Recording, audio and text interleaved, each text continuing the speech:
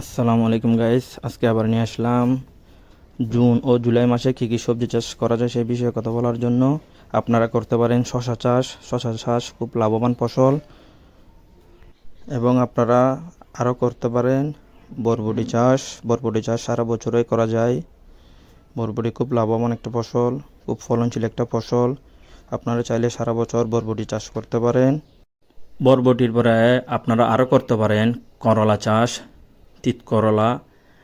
তিতকরলা সারা বছরই করা যায়। করলা চাষ খুব লাভবান ফসল। করলাও কোনো পক্ষে কম না অন্য ফলনের চাইতে। আপনারা আরও করতে পারেন বেগুন চাষ সারা বছরে করা যায়।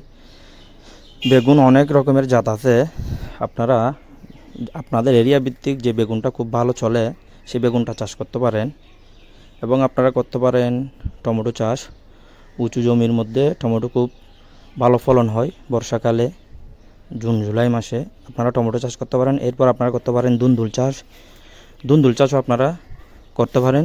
দুন্দুল চাষ সারা বছরই করা যায়।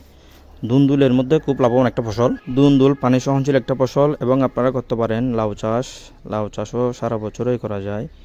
কিন্তু এই জুন জুলাই মাসে আপনারা যদি এই সবজি চাষাবাদগুলো করেন খুব একটা ভালো দাম পাওয়া যায়। আপনারা লাউ চাষ করতে পারেন। এরপর আপনারা করতে পারেন মিষ্টি কুমড়ো চাষও করা যায় সারা বছর।